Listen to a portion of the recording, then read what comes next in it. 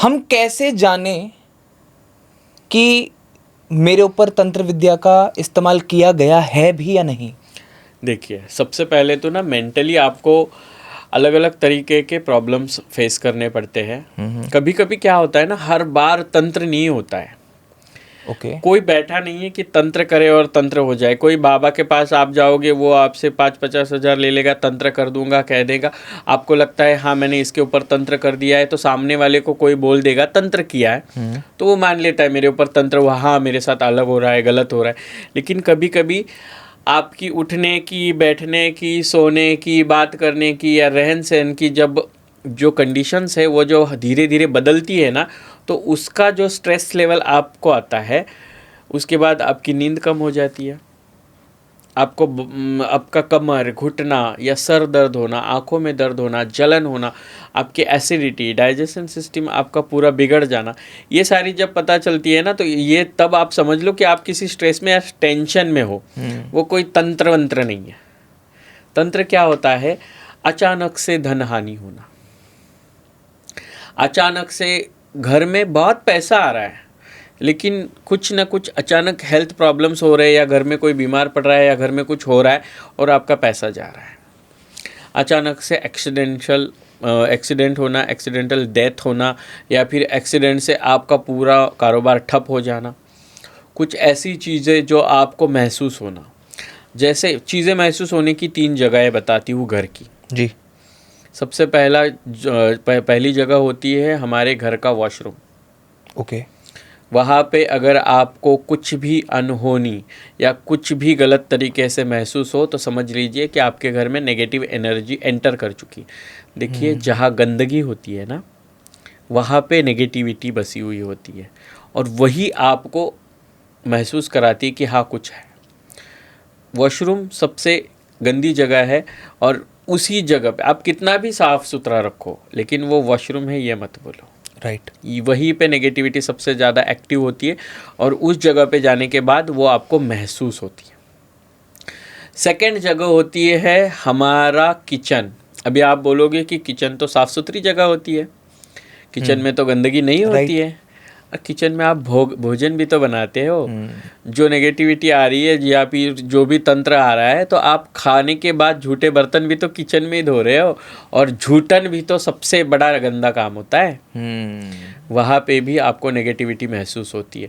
बहुत जगह पे आपको पता चलता है किचन्स में। देखिए, आप अचानक से आपके घर में बर्तन गिरना, ये वाली चीज़ें, ये तो हवा से हो सकता है, अचानक हो सकता है, कुछ भी हो सकता है। लेकिन घर में बिना कारण खाना बच जाना, बिना कारण खाना बच जाना, घर का कोई भी व्यक्ति खाना पेट भर के खाता है, फिर भी उसकी थाली में खाना बच जाता है, फिर भी थाली में खाना बच जाता है। या खाना कितना भी खा लो, फिर भी उसको लगता है कि थोड़ी देर के बाद नहीं, मुझे और भूख लगी है। तो आप समझना उसके साथ कुछ गलत हो रहा है। उसके बाद हमारे घर की सबसे गंदी जगह होती है हमारी सोने का शयन कक्ष, जहाँ पे हम बेडरूम, जहाँ पे हम सोते हैं। हम सबसे साफ रखते हैं हमारे बेडरूम को, लेकिन हम रात भर वहाँ सोते हैं। हमारे अंदर की अच्छी और बुरी सारी चीज़ें जो है वहीं पे रिलीज़ होती है। हमारा पसीना भी हमारी गंदगी है शरीर का। बिल्कुल। पूरी नेगेटिविटी जो होती है ना, वो हमारे बाहर निकलती है, वो बेडरूम से ही निकलती है। वो भी एक गंदी जगह है। ये सारी चीज़ों पे अगर आपको कुछ नेगेटिव महसूस हो रहा है घर में, तो समझ लीजिए कि हाँ मेरे साथ कुछ गलत हो रहा है। देन आफ्टर आप फिर सोचो कि मुझे कारोबार, बिजनेस, नौकरी की जगह पे, पढ़ाई की जगह पे, मेरे आने जाने की जगह पे, या घर में इतना सब शांति है, फिर भी कलह हो रहा है, क्लेश हो रहा है, घर में पैसा नहीं टिक रहा है। ऐसी अलग अलग चीज़ों का जब आपको पता चलता है, तो समझिए कि शायद मेरे साथ कुछ गलत हो रहा है, या शायद किसी ने मेरे ऊपर किसी मंत्र का यूज़ किया है। मैं तंत्र नहीं बोली हूँ, मंत्र का यूज़ किया है। कुछ ऐसे मंत्र भी है जो किसी की बर्बादी के लिए भी यूज़ किए जाते हैं। मांगलिक विद्याएं होती है, अमांगलिक विद्याएं भी होती है। ओके। तो मांगलिक विद्या करने वाले लोग आज आपको बहुत कम उंगलियों पे गिनने वाले मिलेंगे, लेकिन इसी मांगलिक विद्याओं को अमांगलिक तरीके से यूज़ करने वाले आपको हज़ारों से पड़े हुए मिलेंगे। किसी भी आप किसी दरबार में जाओ, किसी बाबा के पास, किसी भी इंसान के पास जाओ, मैंने ऐसे ऐसे भी लोग देखे साधु जिनके पास जाके बैठ के तंत्रों से रिलेटेड चीज़ें क्या होता है, इस लड़की से प्यार है उसको मिला दो, उस लड़के से प्यार है उसको वापस ला दो, हस्बैंड मान नहीं रहा है, बच्चा मान नहीं रहा है, बेटी मान नहीं रही, पापा मान नहीं रहे, ये वाली चीज़ें। अरे जो भगवान ने आपके नसीब में लिखा है वो होने वाला है। बिल्कुल। और मैं हमेशा होने वाली चीज़ों पे भरोसा रखती हूँ, इसीलिए मैं लोगों को जो होने वाला है उसका वेट करने का ही सजेशन दूंगी कि पहले देखो आपके साथ कितने दिनों से हो रहा है। तंत्र 1 महीने में, 2 महीने में, 6 महीने में नहीं पता चलता है। चंद्र की पूरी एक कला होती है, वो कला कंप्लीट होने तक नक्षत्र, ग्रह और तारे ये अपनी अपनी जगहें चेंज करते हैं। दिवाली रोज़ होती है? नहीं, दिवाली साल में एक बार होती है, बिकॉज वो जो मंथ है, वो जो चंद्र की वो जो कला है वहाँ तक आने में पूरा 1 साल चला जाता है। 11 साढ़े 11 महीने चले जाते हैं दिवाली में, तब वो होता है। इसका मतलब जब भी आपको लगे कि मेरे साथ कुछ अनहोनी चीज़ें हो रही है, तब समझो कि आपके ऊपर तंत्र है। बहुत सारे लोग होते हैं कि बैठे बैठे कहते हैं कि मेरे बदन में माता आ रही है, मेरे को कुछ अलग फील हो रहा है, मेरे अंदर कुछ घुसा है, मेरे अंदर कोई अलग चीज़ आ रही है। ये दरबार वालों ने क्या कर दिया है, आपको नाटक करना है परिवार वालों को दिखाने के लिए, और मैं दरबार वाली हूँ तो मैं वो नाटक और आगे बढ़ा दूंगी। ये दरबार वाले कर रहे हैं, ये सब नाटक है। ये बहुत सारे लोग नाटक ही कर रहे हैं। नहीं, बट क्या सब नाटक है या फिर 99% लोग नाटक कर रहे हैं। कोई एक भी बंदा हो, कोई एक भी जो बोले कि मेरे बच्चे में, मेरी बच्ची में, मेरी बहन में, मेरी माँ में, मेरे पापा में, मेरे भाई में, किसी में भूत पिशाच आ रहा है, मैं लाइव पे वो प्रूफ करके दिखा सकती हूँ कि ये नाटक है। बिकॉज इतनी सस्ती नहीं है हमारी ज़िंदगी, ये इतना शुद्ध तरीके से हमारा शरीर बनाया गया है, और उस शुद्ध शरीर को बस घर में कुछ चीज़ें मनवाने के लिए अगर आप पिशाच लगाए, भूत लगाए, या मेरे ऊपर माता आ रही है, ये सारी चीज़ें अगर बोल के हम किसी दरबार में जाते हैं तो दरबार वाले बोलते हैं हाँ इसको माता आ रही है, फिर इसको गुरु करना धारण करना पड़ेगा, फिर इसकी स्नान होगी, फिर इसकी विधि होगी, फिर इसका ये होगा। वहीं से डर शुरू हुआ ना बाबू। हमें ये समझना होगा कि डर शुरू यहाँ से हो रहा है, तब लोगों को तंत्र तक लेके जा रहे हैं कि नहीं तेरे ऊपर तंत्र के।